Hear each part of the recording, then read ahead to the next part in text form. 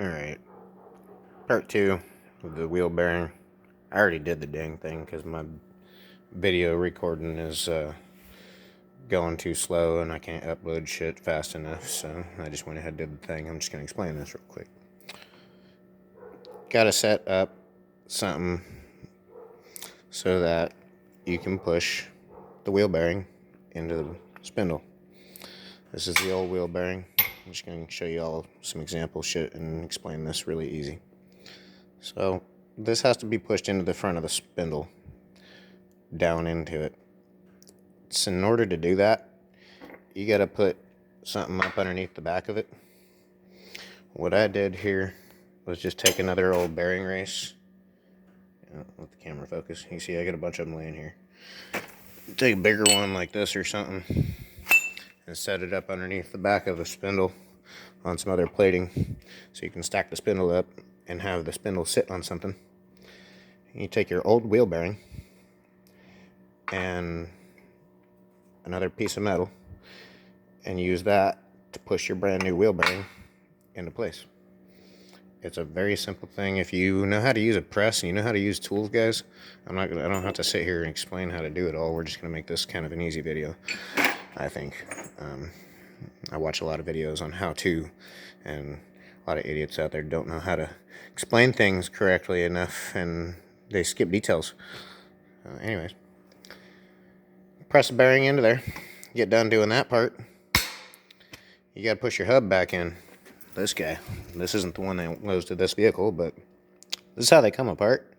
And like I showed you guys yesterday too, you got to cut that race off after pulling that bearing off if the bearing sticks like that. But get your race and stuff off there. You got the hub bare. And you got to push it in there. When you push these together, if you don't know this, let me show you real quick what I'm talking about. You push that part of the hub into these races in the center of the bearing.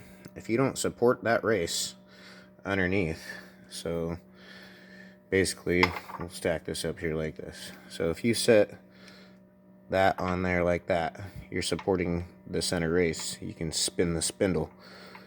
So when you go to push your hub in with the press, you want to make sure that when you set everything up to this, down to here, that you can still grab your spindle with the bearing and spin that without moving your bottom plates.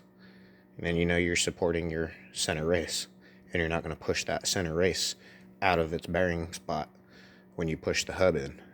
Make sense? Should by now. Yeah.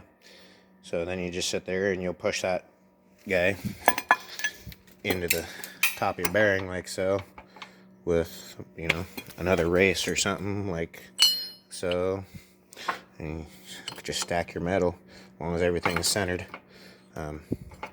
You'll shove your hub right back into your bearing races just like it should be, and you'll just go until you bottom out your jack. And you don't want to make your jack go crazy after it bottoms out.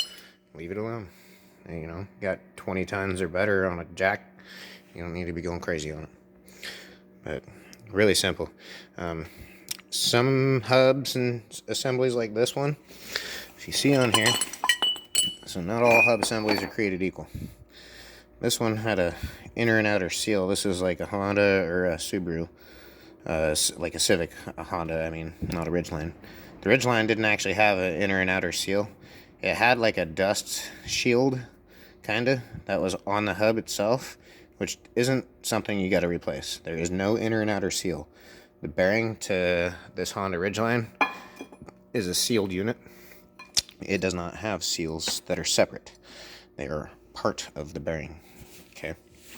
Like this guy. This is a sealed bearing. You got stuff on there. That's how the new one comes with this thing. So you don't have to worry about seals. The only thing you got to do is push that dang hub out like I showed you in the first video using your collar.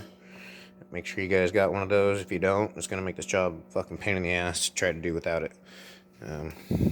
You got one little C-clip that goes in the front underneath your hub between the bearing. Remember that shit. Yeah, she's all back together. Anybody ever wants to know more about this kind of stuff, feel free to hit me up on my Facebook page. I did do the rack and pinion in this one as well. If anybody really needs to know about that kind of stuff or anything else as far as working on these rigs, I can definitely walk you through it. If we have to, we can get on the messenger and I can live feed chat with you. Let me know, guys. Yeah, sorry to be so short and sweet about this video, but I didn't have patience to sit here and wait for my camera phone to fucking download yesterday's video. So I went ahead, finished the job, put it all back together, and I'm explaining it real quick today.